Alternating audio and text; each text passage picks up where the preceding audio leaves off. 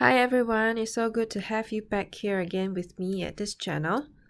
In front of you there's another diagram. Let's study it carefully together before I reveal the whole question to you. So what do you think this topic is about? You're absolutely right. It is actually electricity, but of course, because I saw some kind of winding over here, I recognize it to be electromagnet. So there you go, it should be electricity and electromagnet. So let's pause for a while for you to think through the different key phrases or words related to electricity and electromagnet respectively.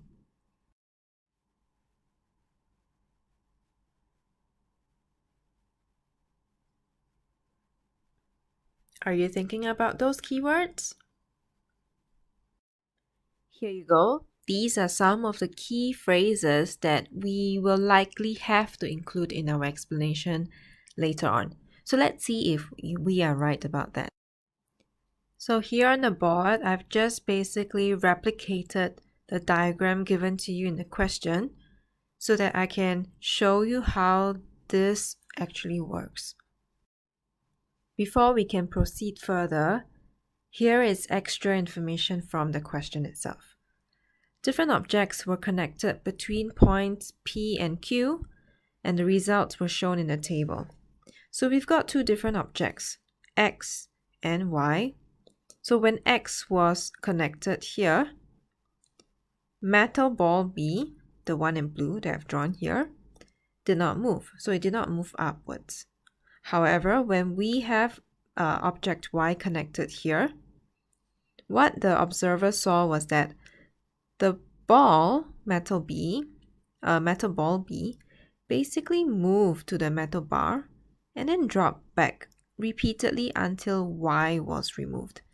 So let's look in depth as to why this could have happened. So I strongly encourage you to pause the video so that you allow yourself some time to craft an answer for this.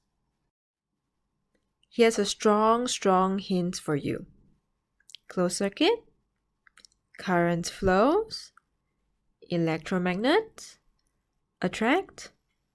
Okay, quickly write down your answer to explain why when object Y was connected here, your metal ball B moved up and down until object Y was finally removed. Give it a try, come on. For those of you who would like to see the question written on the board, here it is. Alright, so for us to write the answer fully, remember I introduced decal to you. Do you still remember what it refers to? So it's describe, elaborate the concept, and link back to the question. So let's try that together now. As you can see, this is how I will apply decal for a full answer.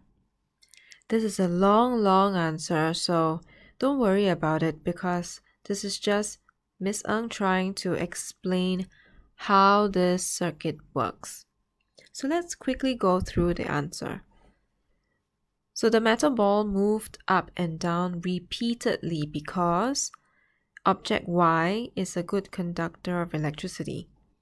Since it is a closed circuit, current flows and made metal bar into an electromagnet that attracted metal ball B. But once B moved away from the metal contacts, it becomes an open circuit and no current flows. Metal bar will lose its magnetism and ball B drops, forming a closed circuit again. So the whole process will repeat until object Y has been removed from the circuit. After we have understood how the circuit works, in actual fact, the question, part A, was much simpler. So it says here, based on the results, state two properties of the material for metal ball B. So recall, metal ball B moves up and down when object Y was connected. So let's think about that. For metal ball B to be attracted to the metal bar, okay, I should say the electromagnet, when the circuit was closed, what do you think will be the property of metal ball B? But of course, it must be magnetic, right? Otherwise, how would it get attracted to the electromagnet formed here? After the metal ball B has moved upwards, we mentioned that the circuit becomes open because you can see that the metal contacts are not actually touching each other.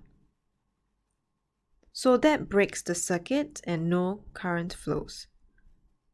And then after that, metal ball B drops back down, and then yet again, the circuit becomes closed and the current can flow again. So from that, what can be the second property of metal ball B? Yes, you got that right. It must be a good conductor of electricity to allow current to pass through it. If at any point in time you don't really understand or that you felt that I was going too fast, always pause the video, go back to any point along the video, review the content, and come back and try the questions again. That's the whole beauty of having this video study guide at your fingertips, right? Alright, so if you are ready, we shall move on to the next part. So here it is. I've decided to skip part B because the previous explanation of how this circuit works when object Y is connected has covered that answer. Alright, so part C says the metal contacts are changed to contacts made of material H. So these two here, okay, have been changed to material H. When object Y was connected between points P and Q again, metal ball B did not move. So now it stays put here. It doesn't go up. So let's just erase this. Based on the results, identify a property of material H. I've updated the diagram to reflect the new piece of information. So the metal contacts were replaced with material H. As a result, ball B did not move. Could you identify a property of material H?